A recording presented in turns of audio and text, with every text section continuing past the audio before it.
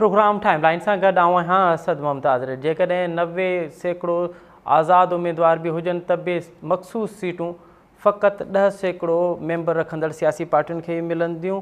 अॼोके मखसूस सीटुनि वारे केस जी ॿुधणी दौरान चीफ जस्टिस जा इहे रिमार्क्स या अॼु असां प्रोग्राम जे हिन हिसे में भी इन ते ई ॻाल्हाईंदासीं त हीअ को मखसूस सीटुनि वारो मामिलो आहे उहो हाणे कंहिं पासे वञे पियो, छाकाणि त जेके चीफ जस्टिस रिमार्क्स ॾिना आहिनि दौरान ॿुधणी उहे ॾाढा अहम रिमार्क्स आहे। चीफ जस्टिस इहो पिणु चयो त जेके आज़ाद उम्मीदवार खटे आया हुआ जेकॾहिं उहे PTI में शामिल थी वञनि हा त हीउ मामिलो ईअं बीहे ई न हा, उन्हनि ॿी पार्टी जॉइन करे पंहिंजी ख़ुदकुशी कई। त इहो मामिलो आहे छा? उन वक़्तु PTI जी पोजीशन कहिड़ी हुई? छा PTI जी उन वक़्तु रजिस्ट्रेशन मुअतल थियल न हुई? जेकॾहिं PTI उन वक़्तु सियासी इलेक्शन कमीशन वटि रजिस्टर्ड हुई या न हुई? प्रोग्राम में इन ते बि ॻाल्हाइबो त हीअ जेके अॼु जेका ॻाल्हि ॿुधणी दौरान बि थी त जेको लिस्ट आहे मतिलबु मखसूस सीटुनि वारी का लिस्ट उहा इलेक्शन जे थियण खां अॻु में जमा कराइबी आहे इलेक्शन कमीशन वटि, उहा बाद में जमा थी सघे थी पई। आइन छा थो चवे, उनजो तरीक़ेकार कहिड़ो आहे? इन मौज़ू ते बि ॻाल्हाइबो। इन ते बि ॻाल्हाइबो त ऑपरेशन इस्तेकाम पाकिस्तान जे लाइ हाणे न सिर्फ़ु अपोज़िशन बल्कि सियासी पार्टियूं बि उनजी मुखालफ़त करणु लॻियूं आहिनि। अॼु JUI सां गॾोगॾु ANP बि पंहिंजा तहफ़ुज़ पंहिंजे ख़दशनि जो इज़हार कयो आहे त हीउ जेको ऑपरेशन आहे उनजो तरीक़ेकार कहिड़ो हूंदो, छा उहो रदुल फ़साद ऐं जेको माज़ी जीअं ॿिया ऑपरेशन थिया आहिनि उन वांगुरु हूंदो या हिन जो दायरेकार जेको आहे उहो वसीक हूंदो?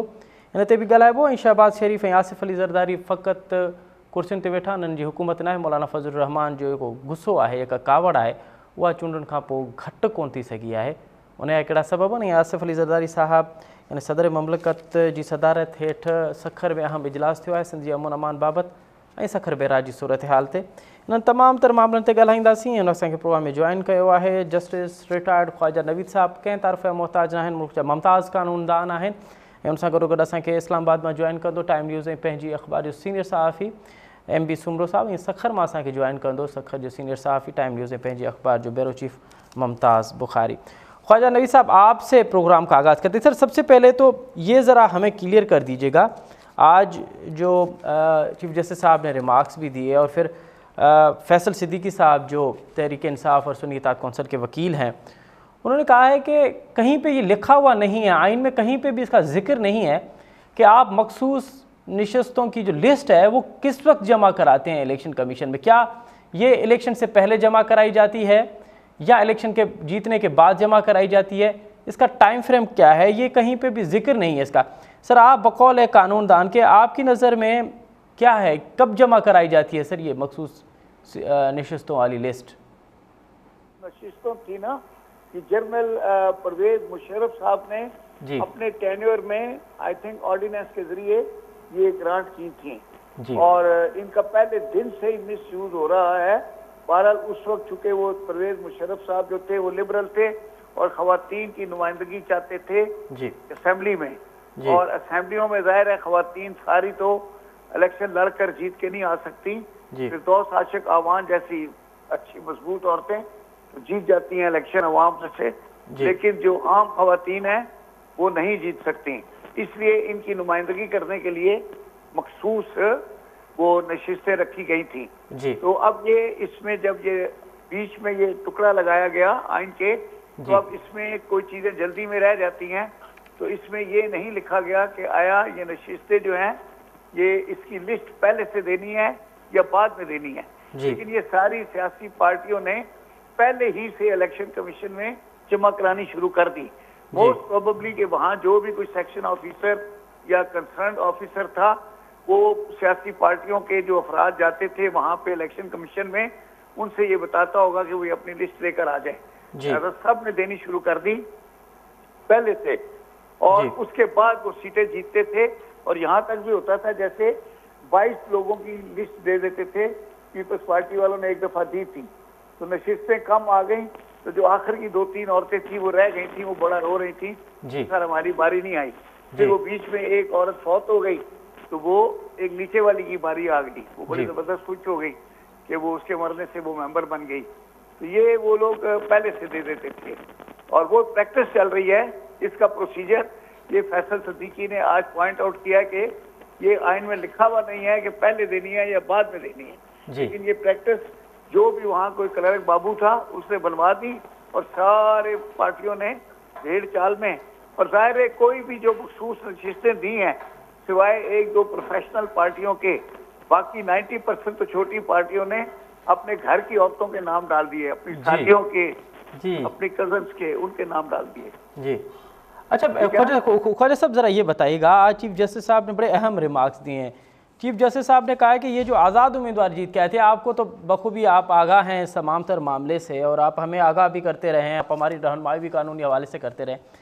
ये मामला शुरू हुआ है जब पीटीआई से भले का निशान छीना गया कि उन्होंने इलेक्शन नहीं कराई, इंटर पार्टी इलेक्शन नहीं कराई थी, या इलेक्शन पार्टी जो कराई थी उस पर एतराज़ थे इलेक्शन कमीशन को, तो इलेक्शन कमीशन ने उसे भले का निशान छीन लिया। भले का निशान छीन लिया तो फिर सुप्रीम कोर्ट का उस हवाले से फैसला आ गया। उसके बाद ये मामला ख़राब हो गए और फिर इलेक्शन कमीशन के पास पीटीआई की जो रजिस्ट्रेशन थी वो मुअत्तल हो गई, जिसकी वजह से पीटीआई के जो उम्मीदवार थे उन्होंने आज़ाद हैसियत से फिर इलेक्शन लड़ी। ये तो आपको सर बखूबी आगाह हैं आप इस तमाम तर मामले से। लेकिन चीफ जस्टिस साहब ने ये कहा है कि जब वो इलेक्शन जीत के आए थे तो उस वक्त वो सुन्नी इत्तेहाद कौंसिल के बजाय अगर पीटीआई में शामिल हो जाते तो ये मामला ही ना होता। सर आपको ये मुझे समझ में नहीं आ रहा सर, मैं तो कमअकुल इंसान हूँ को, आपको सर ये कुछ लॉजिक हमें कुछ समझा सकेंगे कि उस वक्त पीटीआई के पास पीटीआई में वो जा सकते थे? सर उस वक्त पीटीआई एग्जिस्ट नहीं करती थी। ये फैसल सिद्दीकी को चाहिए था कि फौरी तौर पर चीफ साहब की तवज्जो मबजूल करा देते इस तरफ के हजूर। उस वक्त ये थी ही नहीं पीटीआई, ये तो सस्पेंड हुई हुई थी, इनकी रजिस्ट्रेशन ही नहीं थी, तो ये किसको ज्वाइन करते? ये तो बेचारे सारे जीत कर आ गए थे, लेकिन ये तो यतीमी में घूम रहे थे, इनका कोई वली वारिस नहीं था। तो ये कभी पहले एक और पार्टी जमात इस्लामी से इनकी बातचीत हुई थी, फिर शायद जमात वालों को कुछ उनका सॉफ्टवेयर सही हुआ, उन्होंने मना कर दिया या इन्होंने मना कर दिया, वो बात फिर क्लियर नहीं हुई और ये सारे चले गए सुन्नी इत्तेहाद में। तो अब इन्होंने सीटें क्लेम करनी शुरू कर दी हैं। अब यहाँ पे थोड़ा सा पॉइंट आ गया है कि आया ये सीटें ले सकते हैं या नहीं ले सकते। सर ये सीटें अगर वो अब मर्दों की सीटों के जीतने के तनासब से मिलनी है तो इनका एंटाइटलमेंट है, ऑटोमेटिक है, इनको मिलनी चाहिए। जब दूसरों को मिली है तो इनको भी दे दें, और अगर इनको नहीं दे रहे तो दूसरों की भी कैंसिल कर दें, या असूली तौर पे सारी खवातीन की सीटें ही उड़ा दें, क्योंकि वो भी किसी अमेंडमेंट के तहत आइन थी जी। वो कोई भुट्टो साहब के आइन में नहीं थी खवातीन की नुमाइंदगी, ये जो बाद में परवेज मुशर्रफ साहब ने दी थी। तो परवेज मुशर्रफ साहब चले गए, उनकी सारी चीजें हटा रहे हैं, तो ये भी हटा दें। ख्वाजा साहब ज़रा ये बताइएगा कि आज बड़े अहम रिमार्क्स आए हैं, हर तरफ से अहम रिमार्क्स आए, लेकिन आपको सर बकौल एक सीनियर कानूनदान के आपका खुद का तज्जिया क्या कहता है कि क्या अगर देखिए कि अगर उन्होंने पीटीआई को देने से इनकार कर दिया क्योंकि वो आज़ाद उम्मीदवार थे, चलें सुन्नी इत्तेहाद कौंसिल को, तो क्या दीगर पार्टियों को ये दे सकते हैं सर? ये सीटें इलेक्शन कमीशन दे सकती है या सीटें ये विथड्रॉ भी हो सकती हैं कि चलें अगर आज़ाद की तादाद बड़ी है तो फिर आज़ाद को नहीं दे रहे तो फिर दीगर पार्टियों को भी ना दे? ये तो मैंने अभी पहले अर्ज किया ना कि अगर दूसरे एंटाइटल्ड हैं तो इनका भी एंटाइटलमेंट बनता है। जब ये सारे मिलके एक पार्टी नाम कुछ भी रख लें, आपको याद है हमारी जवानी में भुट्टो साहब के जमाने में अखबारों के ऊपर पाबंदी लगती थी, तो जैसे ही अखबार पे पाबंदी लगती थी दूसरे दिन वही अखबार नए नाम से छपना शुरू हो जाता था। कभी मुसावात और नाम से छप जाता था, कभी कोहिस्तान अखबार था पंजाब में, वो नए नाम से छप जाता था। तो जिस पर पाबंदी लगती थी दूसरे दिन उसकी डमी आ जाती थी और नए नाम से छप जाती थी जी। तो सिर्फ इश्तिहारात का फर्क पड़ता था, लेकिन अवाम को खबरों का फर्क नहीं पड़ता था, और वो अखबार छप जाता था और बिक जाता था, और पहले की तादाद से दुगना बिकता था, क्योंकि बैन होने से पहले अगर वो 50,000 छपता था तो बैन के बाद 1 लाख छपने लग जाता था। तो आप कह रहे हैं कि पीटीआई ने भी यही किया है कि जब उनके उस पर पाबंदी लगी तो एक वो नए नाम से उन्होंने अपनी एंट्री मारी है, लेते थे ना दूसरे का, उन्होंने इसी तरह दूसरी पार्टी का मोनोग्राम ले लिया। अच्छा। पीटीआई तो सुन्नी इत्तेहाद नहीं बनी, ठीक है ना सर? हाँ जी। पता नहीं उसमें कितने मेंबर जो जीते हुए हैं वो शिया होंगे, वो सुन्नी इत्तेहाद के अलावा होंगे, वो सुन्नी भी नहीं होंगे, लेकिन ठीक है वो एक पॉलिटिकल पार्टी ज्वाइन कर ली है उन्होंने और उनका वो हक है। और अगर दूसरी पार्टियों को खवातीन की सीटें मिल रही हैं तो they should also ask for it. बहुत शुक्रिया, बहुत शुक्रिया, बहुत शुक्रिया ख्वाजा नबी साहब, बड़ा तफसीली तौर पे आज जो सुप्रीम कोर्ट में मखसूस सीटों नशिस्तों के हवाले से आज हेयरिंग हुई, उस पर आप अपना नुक्ता नज़र पेश कर रहे थे। प्रोग्राम में अॻिते वधूं था पिया। ऑपरेशन इस्तेकाम पाकिस्तान लाइ हाँ न सिर्फ अपोजिशन, न सिर्फ PTI, न सिर्फ ॿियूं पार्टियूं बल्कि सियासी पार्टियूं पिणु उनजी मुखालफ़त करे रहियूं आहिनि। JUI उनजी मुखालफ़त करे रही आहे। ANP खे उन ते एतिराज़ आहिनि, बल्कि JUI जी अगरि ॻाल्हि कजे त JUI जे सरबराह मौलाना फज़लुर रहमान जी चूंडुनि खां पोइ जेका कावड़ आहे, जेको ग़म आहे, जेको गुस्सो आहे, उहो घटि कोन थियो आहे ऐं अॼु उन ॾाढी हार्ड स्टेटमेंट जारी कई आहे प्रेसिडेंट ऐं प्राइम मिनिस्टर जे हवाले सां। ऐं उनजो इहो चवणु आहे त इहे फ़क़ति कुर्सियुनि ते वेठा आहिनि, इन्हनि जी हुकूमत इन्हनि जी कोन्हे। त इन ते तर्जो वठंदासीं। ऐं ॿियो, हीउ ऑपरेशन जो दायरेकार कहिड़ो हूंदो? छा इहे ऑपरेशन माज़ी जीअं जेके ऑपरेशन रहिया आहिनि, रद्दुल फ़साद या जेके ॿिया माज़ी में ऑपरेशन रहिया ही उन्हनि जीअं हूंदो या उन्हनि खां मुख़्तलिफ़ हूंदो? हीउ मामिलो आहे छा, इहो ॼाणींदासीं। ऐं असांखे जॉइन कयो आहे MB सीनियर सहाफ़ी MB सुमरो साहब। MB सुमरो साहब, प्रोग्राम में ख़ुशि आमदीद सर। महिरबानी। अच्छा MB साहब, सभ खां पहिरियां त इहो ॿुधाइजो त पहिरियां ऑपरेशन ते ॻाल्हायूं था, सियासी मामलनि ते वरी बाद में था ॻाल्हायूं। हीउ जेको इस्तेकाम पाकिस्तान ऑपरेशन जी ॻाल्हि कई पई वञे त हुकूमत जो इहो चवणु आहे त छाकाणि त हीउ मामला तय थी विया हुआ, KPK जो वज़ीर आला ऑन बोर्ड हुयो हिन तमामु तर मामले में, ऐं हू उते हा बि करे आयो, पर ॿाहिरि निकिरंदे हुनजी बॉडी, हुनजी लैंग्वेज जेका आहे उहा तब्दील थी वई आहे। उहो त पंहिंजी जाइ ते, पर ॿियूं सियासी पार्टियूं बि इन जो हाणे न सिर्फ़ु न सिर्फ़ु उन्हनि खे उनजो तहफ़ुज़ आहे, उनखे ख़दशा आहिनि, बल्कि उहो मुखालफ़त कनि पिया। अवां कीअं पिया ॾिसो, हीउ मामिलो आहे छा? हीउ ऑपरेशन छा माज़ी जीअं ऑपरेशन जीअं ई हूंदो या हीउ थोरो मुख़्तलिफ़ ऑपरेशन हूंदो? ॾिसो, ही जेका ऑपरेशन करण जो फ़ैसिलो कयो वियो आहे आज़म इस्तेकाम जे नाले सां, हाणे उनजो दायरोकार छा हूंदो, उनजे तफ़सीलनि बाबति का वज़ाहत न कई वई आहे। इहो सिर्फ़ु जेको नेशनल एक्शन प्लान जे हवाले सां इजलास थियो, जेको वज़ीर आज़म जी सदारत में थियो, उन में अस्करी क़यादत बि मौजूदु हुई, सियासी क़यादत बि मौजूदु हुई। उन में इहो फ़ैसिलो कयो वियो आहे त इहा ऑपरेशन शुरू कई वेंदी, पर उनजो टारगेट छा हूंदो, उनजा हदफ़ छा हूंदा, उन हवाले सां का तफ़सीली वज़ाहत या तफ़सील जारी न कया विया आहिनि। पर हिन हवाले सां जेके जीअं ऑपरेशन जो फ़ैसिलो कयो वियो आहे त मुख़्तलिफ़ क़िस्म जूं जा मामला डिस्कस हेठि अची रहिया आहिनि। माण्हू मुख़्तलिफ़ क़िस्म जे ख़्यालनि जो इज़हार करे रहिया आहिनि। किन माण्हुनि जो ख़्यालु इहो आहे त ही जेका ऑपरेशन आहे गुज़िरियल 3 सालनि दौरान जेके क़बाइली ख़ासि तौर ज़िलनि में TTP जो असरु वधियो आहे, उनखे ख़तमु करण लाइ फ़ैसिलो कयो वियो आहे। पर कुझु माण्हुनि जो इहो ख़्यालु इहो आहे त आज़म इस्तेकाम जो जेको नालो आहे, हाणे पाकिस्तान जो में जेको इस्तेकाम आहे, इस्तेकाम खे बिगाड़ण, ख़राबु करण में मुख़्तलिफ़ अंसर, मुख़्तलिफ़ शयूं शामिल आहिनि, जिन जो इज़हार बि कयो वेंदो रहियो आहे। इज़हार इहो बि कयो वेंदो आहे त जेके सोशल मीडिया ते ख़ासि तौर ते मुख़्तलिफ़ इदारनि खे तनक़ीद कयो जो निशानो बणाईंदा आहिनि या बेबुनियाद क़िस्म जूं ॻाल्हियूं फैलाईंदा आहिनि, त उनखे बि हिकिड़ी साइबर क़िस्म जी दहशतगर्दी करार ॾिनो वेंदो रहियो आहे। त इस्तेकाम में इहे अंसर बि ख़राबी जो सबबु बणिजनि था।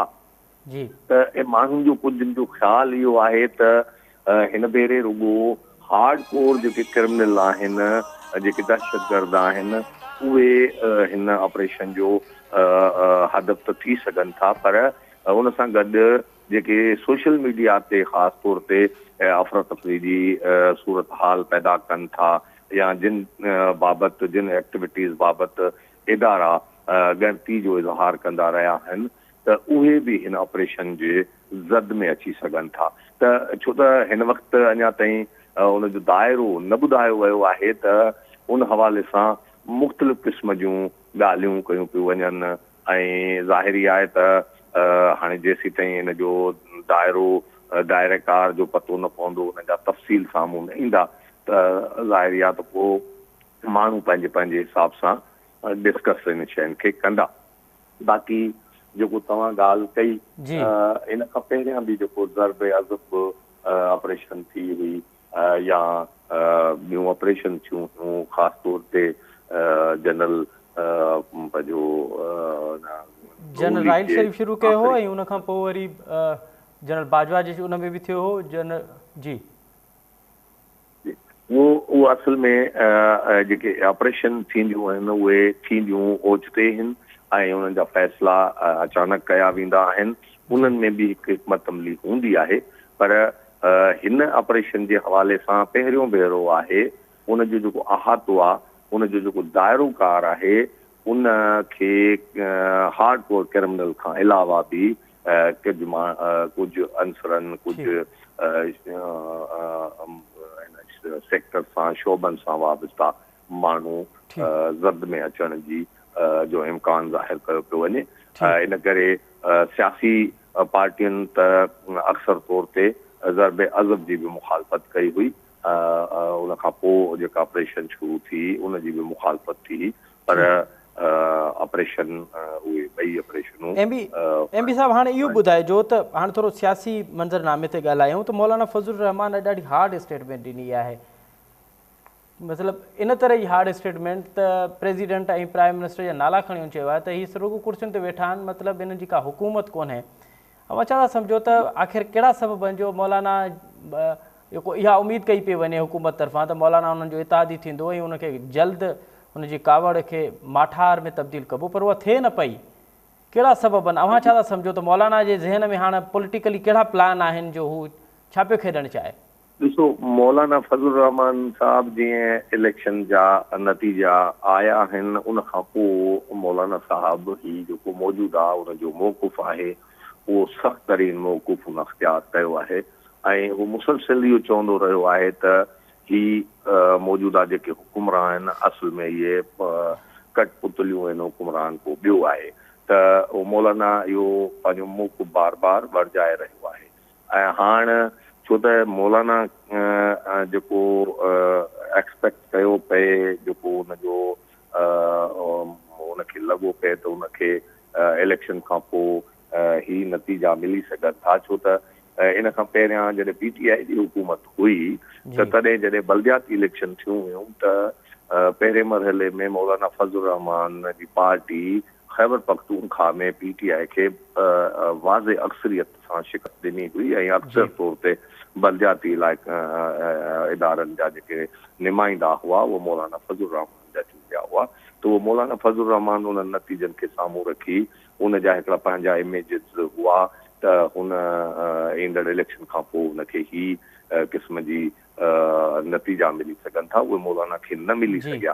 त हाणे मौलाना जो पॉलिटिकल ज़ाहिरियात हर पार्टी पंहिंजो पंहिंजो सियासी मुफ़ाद साम्हूं रखी पंहिंजी प्लानिंग कंदी आहे, छो त मौलाना खे उहो तवका मुताबिक़ नतीजा न मिलिया त हाणे मौलाना वटि हिकिड़ो ई रस्तो बचे थो त हू अपोज़िशन में रहे, मौजूदा हुकूमत जे ख़िलाफ़ सख़्तु क़िस्म जा जो मौक़ुफ़ अख़्तियार करे इहो बावर कराए त हू PTI खां बि वधीक सख़्तु अपोज़िशन जो किरदारु अदा करे रहियो आहे, त जीअं ईंदड़ हुकूमत में मौजूदा हुकूमत ईंदड़ हुकूमत ताईं पंहिंजी पार्टी खे बि गिरफ़ रखे ऐं हिन हुकूमत जे जेके ग़लति फ़ैसिला आहिनि उन्हनि जे ख़िलाफ़ अवाम में अची उहो बि वरी इलेक्शन जे दौरान कए त हिन अॻूणी हुकूमत या हिन हुकूमत जे ख़िलाफ़ वधि में वधि उन्हनि जदोजहद कई त ही पंहिंजी पार्टी खे मुसलसिल गिरफ़ करण जी बि ॻाल्हि आहे, वर्कर्स खे बि इंगेज करण जो मामिलो आहे।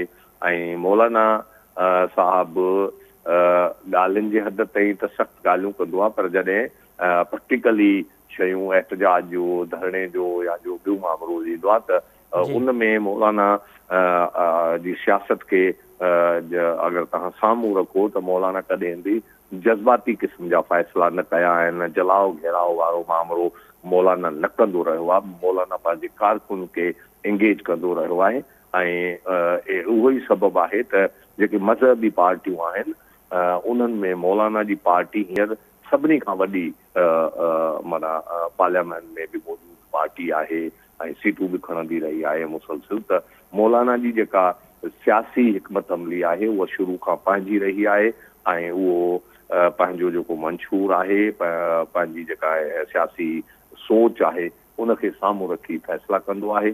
ऐं मौलाना जे लाइ अक्सर तौर ते माज़ी में इहो चवंदो रहियो आहे त उहो नेचुरल इतिहादी रहियो आहे एस्टेब्लिशमेंट जो ख़ासि तौर ते।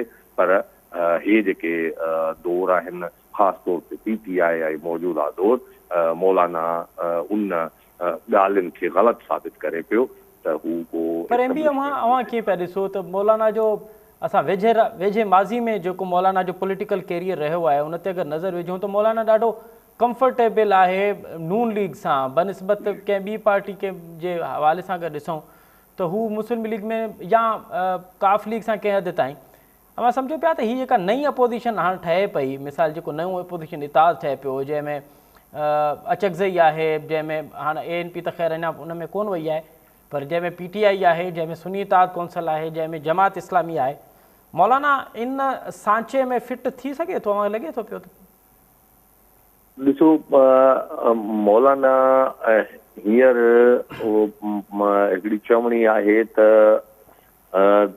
दुश्मन जो दुश्मन बि दोस्त हूंदो आहे। त मौलाना हींअर बज़ाहिर हुकूमत जे मुखालिफ़ आहे त ज़ाहिरी आहे त जेके बि हुकूमत मुखालिफ़ पार्टियूं आहिनि उन्हनि जो इतिहाद थियणु उहो अपोज़िशन जे फ़ाइदे में आहे। अव्हांखे यादि हूंदो त जॾहिं PDM ठही हुई त PDM में बि सरबराह जेको हुयो उहो मौलाना फज़लुर रहमान थियो हुयो। उन वक़्तु बि इहो ख़्यालु ज़ाहिर कयो पियो वियो त पीपुल्स पार्टी ऐं पंहिंजो ख़ासि तौर ते पीपुल्स पार्टी ऐं मुस्लिम लीग नून जो हिकिड़े प्लेटफॉर्म ते गॾिजी हलणु उहो ॾुखियो आहे। पर मौलाना फज़लुर रहमान उन इतिहाद जी सरबराह थी पंहिंजो उनखे हलायो हुयो त मौलाना फज़लुर रहमान उन इतिहाद में शामिल थी सघे थो त हिन में बि। बाक़ी हाणे बुनियादी तौर ते उनजो ॿियो जेके बि अपोज़िशन जे इतिहाद में पार्टियूं आहिनि उन्हनि सां को बि मसइलो आहे न। सिर्फ़ु मौलाना जो जेको मसइलो आहे उहो आहे PTI सां, उहो हिक ॿिए जे ख़िलाफ़ रहिया आहिनि ऐं शदीद ख़िलाफ़ रहिया आहिनि। एतिरो माज़ी में ख़िलाफ़ जेके आहिनि उहे मुस्लिम लीग नून ऐं पीपुल्स पार्टी रहिया आहिनि, पर ही उन्हनि खां बि 2 क़दम अॻिते रहिया आहिनि। त मौलाना जो सिर्फ़ु PTI सां प्रॉब्लम आहे, उनजे लाइ बि रस्तो कढियो पियो वञे त का गॾियल पंहिंजो जदोजहद जा के नुक़्ता तयारु थियनि जेके मौलाना फज़लुर रहमान खे बि क़बूल हुजनि ऐं PTI खे बि क़बूल हुजनि ऐं हिकिड़े प्लेटफॉर्म ते रुॻो उन्हनि ई नुक़्तनि ते एहतजाजी तहरीक हलाइजे। उन ते कमु थिए पियो ऐं मुसलसिल इजलास ऐं मुलाक़ातूं जारी आहिनि। ये जारी असां मुस्तक़बिल में बि ईअं रहंदे नज़र पियो अचनि। वॾी महिरबानी MB सुमरो साहब। प्रोग्राम अॻिते वधूं था पिया। अॼु सदर आसिफ अली ज़रदारी सखर जो दौरो कयो आहे ऐं उनजी सदारत हेठि हिकु अहम इजलास बि थियो आहे। उन अहम इजलास में सिंध जे अमन अमान बाबति सदर खे ब्रीफिंग ॾिनी वई ऐं सदर हिदायत कई आहे त सिंध जे अमन अमान बाबति का बि कोताही बर्दाश्त न कई वेंदी। उते कहिड़ा फ़ैसिला थिया आहिनि ऐं सखर बैराज जे हवाले सां बि सदर आसिफ अली ज़रदारी उनखे क़ौमी असासो करार ॾींदे उनजे तहफ़ुज़ खे यकीनी बणाइण जी हिदायत कई आहे। सखर बैराज जी छा सूरत हाल आहे, अमन अमान बाबति छा फ़ैसिला थिया ॼाणींदासूं। मुमताज़ बुखारी साहब असां सां गॾु मौजूदु आहिनि। टाइम न्यूज़ में पंहिंजी अख़बार सखर जा ब्यूरो चीफ आहिनि, सीनियर सहाफ़ी आहिनि, लेखक आहिनि, कॉलमिस्ट आहिनि। ममता साहब प्रोग्राम में ख़ुशि आमदीद सर। महिरबानी। ममता साहब सभ खां पहिरियों त इहो ॿुधाइजो त कहिड़ा अमन अमान बाबति ॿुधायो पियो वञे त इहो हाईली तमामु वॾी सतह जो इजलास हुयो ऐं सदर उनजी प्रिज़ाइड पियो करे ऐं उन में के अहम फ़ैसिला कया वेंदा। कहिड़ा फ़ैसिला थिया हिन वक़्तु ताईं, छा इनसाइड आहे इजलास जी? जी बिल्कुलु। हिकु त उहो जेको पधराई जारी कई वई आहे उन में त इहो जीअं नॉर्मल हूंदो आहे उहो मामिलो आहे, पर जेकी असल सूरत हाल इहा आहे त सदर जी उन इजलास में सिक्योरिटी इदारनि जा तमामु घणा माण्हू हुआ जिन उनखे ब्रीफिंग ॾिनी ऐं उनखां पोइ उनखे 3 तरह जो अमन अमान में जेको आहे ज़िक्र थियो। हिकु त जेको कचे वारो हुयो, ॿियो शहरनि में स्नेचिंग वारो हो ऐं टियों वरी ख़ासि तौर ते कराची जे हवाले सां बि कुझु उते ज़िक्र थियो। हाणे उन में जेकी सभु खां अहम ॻाल्हि साम्हूं आई सिंध पुलिस जेकी उते जे तरफ़ां सिंध हुकूमत दांह कई त उन्हनि वटि उहे सहूलियतूं न आहिनि, उहे वेपन न आहिनि जेके क्रिमिनल्स धाड़ेलनि वटि या जेके कराची में ऑपरेट कंदड़ क्रिमिनल आहिनि उन्हनि वटि आहिनि। पोइ उहे पहिरियों त इहो मामिलो हुते डिस्कस थियो, जंहिंखां पोइ इहो तइ कयो वियो त हाणे फौरी तौर ते हीअ जेकी बजट थी आहे हिन में सिंध हुकूमत बजट वारे मामले में उनके फौरी तौर ते अमल कंदे पैसा जेके जारी कनि त जीअं उहो असलो ख़रीद करे पुलिस जे हवाले कयो वञे। ॿियो इहो तइ कयो वियो जेको ॿुधायो न वियो आहे त उनजी ट्रेनिंग्स जो हिकिड़ो सिलसिलो शुरू कयो वेंदो ऐं जंहिंमें पुलिस खे अलॻि सां हिकिड़ो ख़ुदि मुख़्तियार जीअं रेंजर्स या आर्मी जा इदारा ट्रेनिंग कंदा आहिनि उन तरह जी अहिड़ी ट्रेनिंग ॾिनी वेंदी जंहिंसां उहा पुलिस कंहिं नमूने सां कंहिंजी मोहताज न रहे। इहे ॿ टे नुक़्ता अहम थिया आहिनि। बाक़ी जेको जनरली जेको इहो ॿुधायो वियो आहे त अमन अमान बहितर करण लाइ सिंध हुकूमत सां गॾु जेके हिते रेंजर्स ज़ाहिर आहे उनखे सिंध हुकूमत बजट मां अलाउंसिस सुठा ॾिए पई। बजट में बि 6 अरब उन्हनि जा रखियल हूंदा आहिनि। उन्हनि जी मदद सां जेको ऑपरेशन्स लफ़्ज़ इस्तेमालु कनि था पर कार्रवायूं जेके करे हाइड आउट्स धाड़ेलनि जा उहे ख़तमु कया वञनि ऐं उनजा जेके सहूलियतकारनि जो जेको मामिलो साम्हूं आयो त उहो चयो वियो त सहूलियतकार भले कहिड़ी बि पार्टी सां लाॻापियल हुजनि उन्हनि खे वेझो न अचणु ॾिनो वञे। जेकॾहिं मुलविस थियनि त उन्हनि जे ख़िलाफ़ कार्रवाई कई वञे। ऐं हीअ त इजलासनि में ज़ाहिर आहे ॻाल्हियूं थींदियूं। ॿियो जेको अहम मामिलो आहे उहो सखर बैराज में हिन वक़्तु डैमेज थियल आहे। उन हवाले सां 2 शयूं साम्हूं आयूं। हिकु त सदर ज़रदारी उन्हनि खे चयो त सखर बैराज मुतलिक़ उन अॻु में जॾहिं पोएं भेरे सदर हुयो त उन तॾहिं बि इन जो इनिशिएट कयो त हिन सखर जे जा जेके बैराज जे रुकावटुनि वारा जेके मामला आहिनि पहिरियों उहे डायग्नोस कयनि। उनमें हिकिड़ो त वोकरा जेके आहिनि उहे कुदरती वोकरनि वारो मामिलो सिधो कयो वञे। ॿियो त अल्टरनेट जेको बैराज वारो जेको सिंध हुकूमत वर्ल्ड बैंक जे हवाले सां प्रोजेक्ट आणे पई उनखे थोरो एक्सपीडाइट कयो वञे ऐं हिन बैराज ते फौरी तौर ते जेको हीअ बहाली कई वञे त जीअं जेके फ़सुल आहिनि माण्हुनि जा बीठा आहिनि 80 लख फ़सुल हिन वक़्तु सखर बैराज ते दारोमदार रखंदड़ उनखे बचायो वञे। इन हवाले सां उते तमामु घणियूं ॻाल्हियूं थियूं आहिनि। जी अच्छा मुमताज़, हाणे इहो बि ॿुधाइजो त अॼु वज़ीर आला दौरो कयो आहे सखर बैराज जे उन गेट जो जेको टुटी पियो आहे। वज़ीर आला खे कहिड़ी ब्रीफिंग ॾिनी वई ऐं हाणे इरीगेशन जा जेके अहलकार आहिनि इरीगेशन जा कामोर उहे छा था चवनि त केतिरो टाइम लॻंदो इन सॼे प्रोसेस खे? वज़ीर आला जो असल में ही दौरो रचियल कोन हो। वज़ीर आला आयो इन जे करे सदर ज़रदारी साहब हिते आया हुआ। उहो ऑफिस में बि कोन वेठो को 10-15 मिंट बैरेज जो मुआइनो कयईं। उहे दरवाज़ा टुटल ॾिठईं। उनखां पोइ जेको आहे उहो ख़ैर सां उतां रवानो थी वियो जेको आहे होॾे जिते आसिफ ज़रदारी साहब जी मीटिंग रखियल हुई। त इन जे करे हाणे को अहिड़ो हू उनखे का नज़र न आई त को हुन मुतलिक़ को हुन का ख़ासि ॻाल्हि कई वज़ीर आला त बाबा हिन जे हीअं कजे। बाक़ी इहो त इहो उन्हनि खे चयईं त इरीगेशन जे मिनिस्टर खे उनखे त फौरी तौर ते मामिलो हल कयो ऐं जेकॾहिं वधीक देरि थी त फ़सुल तबाह थी वेंदा ऐं उनखे ब्रीफिंग में जेको बीठे पहिरियों ते ब्रीफिंग ॾिनी वई वज़ीर आला जे उनखे ॾिनी त वज़ीर आला खे जेकी मिली त उनखे इहो चयो वियो त असां ईंदड़ 3 ॾींहंनि जे अंदरि काफर डैम कंप्लीट करे केसन गेट हणी असां जल्दी पाणी जी फराहमी वारो मामिलो हल करे वठंदासीं। माना 3 ॾींहंनि में पाणी जी फराहमी यकीनी थींदी? रोडी कैनाल 3 ॾींहंनि जी मां चवां पियो त उनखे चयो त 3 ॾींहंनि में असां केसन गेट ऐं काफर डैम ठाहे वठंदासीं। उनखां पोइ ऑपरेटिव सिस्टम केतिरो थो वठे उहा उनखे वॾे वज़ीर खे बि उनजी का बि गारंटी न ॾिनी वई। हुननि चयो त फ़िलहालु असांखे दरवाज़नि वारो मामिलो 3 ॾींहंनि में हल करणु वञूं पिया छो त उनखां पोइ उहो हले थो नथो हले उहो हिकिड़ो ॿियो मरहलो हूंदो। उन मुतालिक़ वरी बाद में वॾे वज़ीर खे उहे आगाही ॾींदा। पर मुमताज़ साहब अव्हांखे छा पियो लॻे त हीउ मामिलो केतिरो टाइम वठंदो? अव्हां हींअर रिपोर्ट कयो पिया अव्हांजी नज़र आहे हिन ते? हाणे इहो टेक्निकल खे सिधी ॻाल्हि पई आहे त हिन वक़्तु पहिरियों तब्दील कई अथऊं। पहिरियों चऊं त गेट तब्दील थींदा वरी उतां फिरी आहे वरी चऊं त पहिरियों केसन गेट लॻंदो पोइ काफर डैम ठहंदो। हाणे वरी इहो ठाहियो अथऊं त पहिरियों काफर डैम ठाहे उनखां पोइ वरी केसन गेट ईंदो। हाणे केसन गेट हिन वटि आहे ई कोन पहुतो ई कोन्हे। 2 ॾींहं ग़लति बयानियूं कंदा रहिया आहिनि। हाणे उहो केसन गेट 2 ॾींहंनि खां पोइ पहुचणो आहे ऐं हीउ जेको डैम आहे जेको काफर डैम आहे इनखे ठहण में 3 खां 5 ॾींहं लॻी सघंदा छो त हिन वक़्तु पाणी जा वोकरा जेके होॾो अॻु वारा हुआ उहे वधी विया आहिनि। तक़रीबन 1,12,000 खां 15,000 क्यूसिक पाणी आहे जंहिंमें उहो ठाहिणु सवलो न हूंदो। वरी हाणे पाणी लहंदो 2 ॾींहंनि खां पोइ। सो ही 3-4 ॾींहं हिन काफर डैम में 2 ॾींहं केसन गेट में हूंदा। पोइ वरी जेकॾहिं रेगुलेशन शुरू कयूं त उनखे बि 3 खां 5 ॾींहं लॻी वेंदा। त हिकिड़ो हफ़्तो त फ़िलहालु नज़र न पियो अचे त पाणी जी बहाली फ़सुलनि लाइ थी सघंदी। वॾी महिरबानी मुमताज़ बुखारी साहब। अव्हां ॾाढो तफ़सीली तौर ते सदर मुमलिकत आसिफ अली ज़रदारी जे सदारत हेठि जेको सिंध जो अमन अमान बाबति इजलास थियो आहे उनजे इनसाइट ॿुधाए रहिया हुआ त 3 क़िस्मनि जे ऑपरेशन जी ॻाल्हि कई वई आहे जंहिंमें कचेरी में ऑपरेशन जी ॻाल्हि आहे। शहरनि अंदरि शहरनि खां जेको मोबाइल फ़ोन ऐं ॿियो सामान जेको स्नैच कयो पियो वञे उन जी ॻाल्हि कई पई वञे। ऐं ॿियो शहर जे अंदरि जंहिं क़िस्म जी जेका दहशतगर्दी थिए पई उनजे रोकथाम लाइ जेके फ़ैसिला कया विया इहो मां मुमताज़ बुखारी साहब जो तजुर्बो ॿुधो उन ते। ऐं उनखां अलावा सखर बैराज जे हवाले सां बि मुमताज़ बुखारी जो चवणु आहे त हाणे इरीगेशन वारा पंहिंजूं दावाऊं ऐं हिन वक़्त ताईं जेके कनि था उहे पंहिंजी जाइ ते आहिनि, पर हक़ीक़त इहा आहे त घटि में घटि हिकु हफ़्तो बकुल मुमताज़ बुखारी जे इन सॼे प्रोसेस खे ठहण में लॻी सघंदो। उनखां पोइ ऑपरेट कॾहिं थो थिए इहो वरी ॿियो मरहलो हूंदो। हाणे ॾिसणो इहो आहे त इन सॼे मामले में फ़सुल खे केतिरो नुक़सानु थिए थो, छाकाणि त वणनि जो फ़सुलु हिन वक़्तु पीक ते आहे ऐं उनखे हिन वक़्तु पाणी जी बि अशद ज़रूरत आहे। जेकॾहिं उनखे वक़्त ते पाणी न मिलियो त हिकु वॾो नुक़सानु ज़रूरी तौर ते वॾो नुक़सानु थी सघे थो पियो। प्रोग्राम जो वक़्त में पुॼाणी थी थो पहुचे। असां मुमताज़ रेड खे ॾींदा इजाज़त।